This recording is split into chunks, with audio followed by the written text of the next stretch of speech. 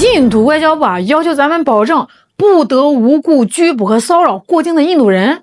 哎呦喂，长能耐了啊！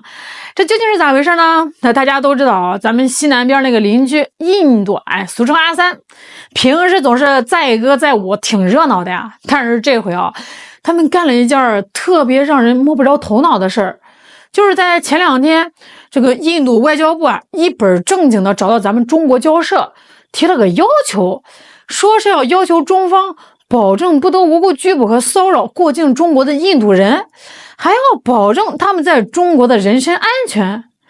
哎呦喂，你说听听这语气不知道的还以为咱们中国是什么龙潭虎穴呢，是什么没有王法的地界呢，还无故拘捕咱们中国的警察都是闲人吗？谁有功夫搭理你啊？这显然就是癞蛤蟆怕脚面不咬人的膈应人啊。那这事儿你要光看这个外交辞令，你可能会觉得是不是咱们这边管得太严了？你要是这么想，那就被带沟里去了。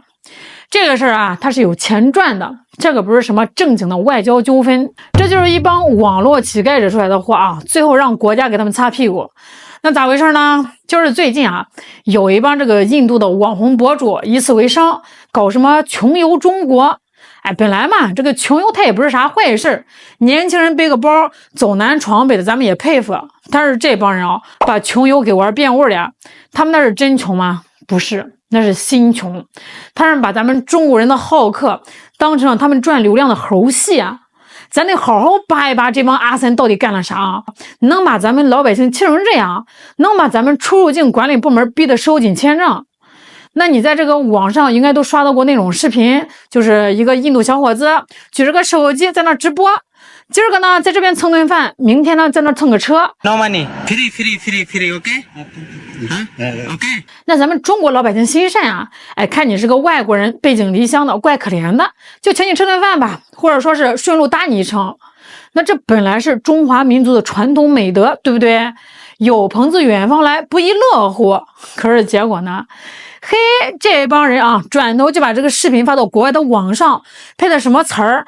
那有的说，你看这中国人傻乎乎的，我1分钱没花就吃饱了。还有更缺德的，直接在视频里说，中国人抢着买单是因为他们穷怕了，想在白人或者是外国人面前显摆。我呸！听听这话，这是人话吗？大爷请你吃个包子，是怕你饿死结果你说我是为了显摆，那我有那闲钱，我喂狗，狗还知道冲我摇摇尾巴呢。这还有更恶心的有的这个博主专门去拍咱们的地铁，拍咱们的路人，一边拍一边在那模仿中国口音，在那阴阳怪气搞那种种族歧视的笑话。还有的直接把这个镜头怼到人家小姑娘脸上拍，人家躲都躲不过去这叫啥呀？这叫流氓。这也就是在中国你要是搁在什么战斗民族那儿，人家手机早都给你踩个7、8岁了。那这些视频在这个国外的网上火了，流量卡卡的，他们是赚着这个美元，收着打赏，把咱们中国人的尊严踩在脚底下当垫脚石。这事就传回了国内，微博上直接就炸了2亿多的阅读量老百姓不干了。咱们是好客，但咱们不是好欺负，咱们的善良那是给朋友的，不是给白眼狼的。所以中国民间的不满迅速传导至了政治层面。这外交部虽然没有正面回应具体个案但是有些地方的边检出入境管理部门开始收紧了。据说呢，要查大额存款证明，要签什么行为保证书，这就对了你连饭都吃不起，还靠蹭吃蹭喝来旅游，那你别来了。我们这儿不缺那2口干粮，但是我们缺那份清静。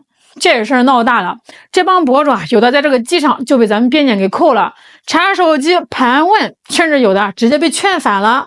哪儿凉快打哪儿去吧。फिर बोला कि आपको आने नहीं दे सकते हम हांगकांग में। मैंने कहा क्यों, क्या रीजन है? कह रहा इमिग्रेशन रीजन है, कोई रीजन नहीं दे सकते हम। क्या किया 2 महीना, क्या इनकम करते हो, क्या करते हो, कैसे है, कितना कैश है, ये पेज दिखाओ। थाईलैंड में इस दिन क्या किया था, क्या ऐसे हर चीज। भाई अरे इतना क्या प्रॉब्लम है भाई तुमको? अगर तुम्हें इतनी प्रॉब्लम है, इतनी दिक्कत है, तो तुम वीजा फ्री क्यों कर रखा है भाई तुमने? तुम्हारा वीजा फ्री है, तुम्हारा तो देश भी नहीं है, ऑटोनोमस रीजन नहीं है, उसके लिए तुम इतनी जो है वो कर रहे हो, अकड़ दिखा रहे हो, ठीक है, इतना किसी को हैरास कर रहे हो। 结果呢，这帮人一回去就哭诉印度政府坐不住了，这就有了开头那一幕啊。印度外交部出来喊冤了，还要咱们保证不无故骚扰。我真想问问这个印度外交部的发言人啊，什么叫无故啊？你家公民跑到我家来蹭吃蹭喝还骂街还偷拍隐私，这叫无故吗？这叫寻衅滋事。咱们警察没给他拘留个15天，那就是看在两国外交的面子上，算是客气了。这印度媒体那更是一片哀嚎啊，说什么中国搞边境歧视，说中国针对印度游客，甚至还有这个媒体说中国在搞什么系统性压制。哎呦喂，这帽子扣的比那恒河水都浑呀！咱们得讲道理啊，你说这是歧视，那为什么欧美的、日韩的，甚至巴铁的游客，也没有听说谁被针对了呀？怎么就你们印度博主被针对了？咱们有一句老话叫苍蝇不叮无缝的蛋，这其实吧就是印度的一种巨婴心态啊。在他们眼里呢，我来你这儿旅游那是给你面子，我拍视频骂你那是我的言论自由，那你查我手机你拒签我，那就是你不讲民主，你就是霸权。这逻辑真的呀，也就是恒河水喝多了能想出来啊。咱们中国现在的态度是很明确的，跨国旅游不是你的流量秀场，签证那是国家的主权，我想让谁进不想让谁进那是我的权利。就像我家开门过日子啊，我不欢迎那个随地吐痰的客人，我有错吗？这就是必要的规范，根本就不是什么歧视。申根国家美国、日本哪个没有黑名单啊？哪个不对有不良记录的人拒签？怎么就到了中国这儿就成了打压啦？那说到这儿呢，咱们就必须扯这个对等的事儿啊。外交嘛，讲究个对等。印度啊，现在喊着要咱们不得骚扰，那咱们中国游客去印度是啥待遇啊？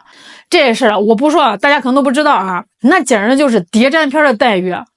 这几年咱们中国人想办个印度签证，那是难如登天啊！你要提供什么在职证明、银行流水，这都算是最常规的啊。关键是到了印度那边呢，边检那是侦查呀，翻你行李那都是最轻的，还要查你的手机。我有朋友就去过，跟我吐槽说，印度警察拿着你那个手机，把你这个微信的聊天记录相册一张一张的翻生怕你是来窃取他们机密的。我就纳闷了，你们那点牛粪做染料的技术还需要窃取吗？而且印度对咱们中国企业、中国人员的打压，那都是系统性的，那动不动就是查税，动不动就是扣人啊。小米 vivo 在这个印度被罚了多少钱？那都是几十亿、几十亿的罚呀！这个时候印度外交部怎么不出来谈谈保障合法权益了？怎么不谈谈不得无故骚扰了？所以说，这叫典型的双标啊！我可以查你，因为我是为了国家安全，你不能查我，你查我就是歧视。其实数据最能说明问题。咱们对印度公民的签证发放量从2022年的12万降到现在的不到7万，这说明啥呀？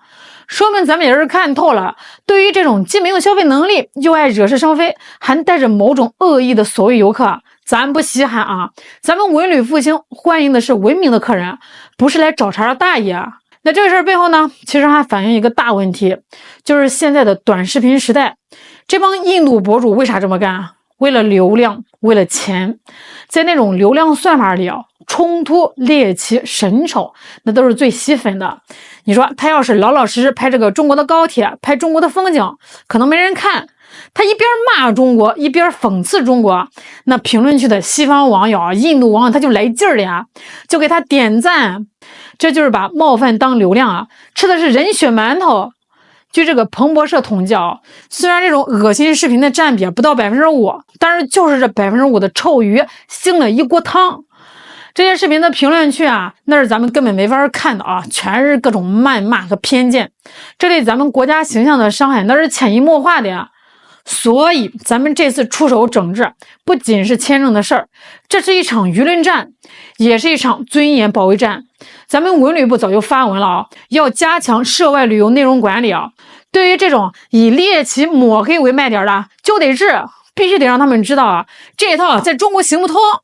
这给咱们提了个醒以后咱们再在这个街上看到举着手机乱拍的外国人，别傻乎乎的凑上去比耶了长点心吧，你别让人家给你卖了你还帮人家数钱呢，这就叫防人之心不可无。那说了这么多，咱们最后总结一下，这个事儿呢，中印关系啊不会因为几个破视频就崩了，但是这个理儿得讲清楚。